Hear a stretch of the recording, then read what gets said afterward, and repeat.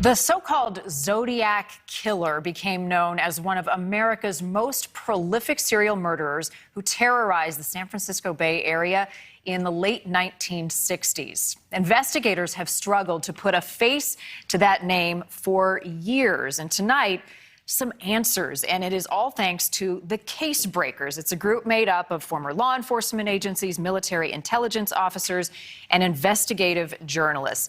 They believe that Gary Francis Post is a very strong suspect to be the Zodiac killer. Bill Proctor is part of the Case Breakers, and he is joining us live tonight to talk about all of this. So why are you so sure that Post is the Zodiac killer?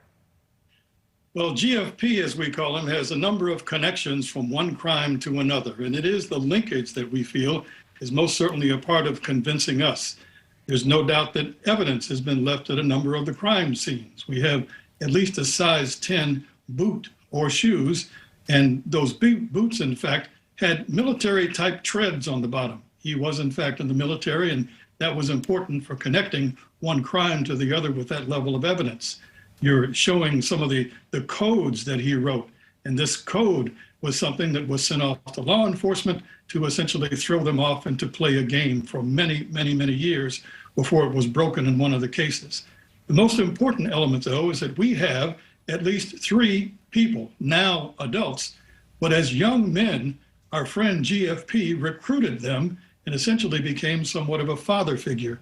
They speak of the many years of terrifying activities that they eventually saw, but how this GFP person was kind of holding their hand and helping them grow up, learning to do things in the woods and actually be a part of some lightweight criminal activity along the way. So they felt that as young criminals, they might not find themselves in a good place if they decided to try to tell the police. Wow. It's those witnesses and some of what we now know is the training that they received and how they were supposed to have fun in killing either humans or animals. Oh, it's so scary. So, Bill, what became of Post, GFP, as you call him?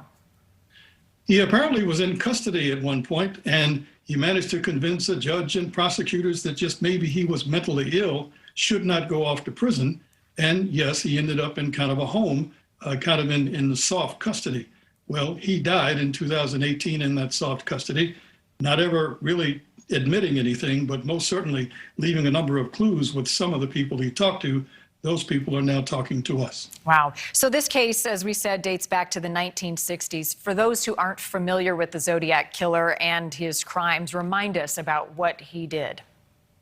Well, we have 7 people who were murdered either through gunshot or by stabbing. At least there are 3 sets of couples. So those people, a man and a woman, were killed together, usually in a car at a point where they were at least having some fun personally, and suddenly they found themselves either face to face with a person who was stabbing them to death, or it was off away from the cars where they were sitting and they were shot with long guns or rifles, quite possibly pistols. We do have some forensic evidence from some of those. That's 7 confirmed, but there are 6 others that are strongly suspected as also being the result of the Zodiac killer's horrific crimes and his intent to hurt anybody that essentially he crossed. Wow. Well, we know you're on the case, you and the Case Breakers, Bill. Thanks for giving us some insight tonight. I'm going to have you back because I know you're also working on answers in the disappearance of Jimmy Hoffa. So really fascinating stuff, great investigative work, and appreciate your time. We are. Good to see you. Good to see you.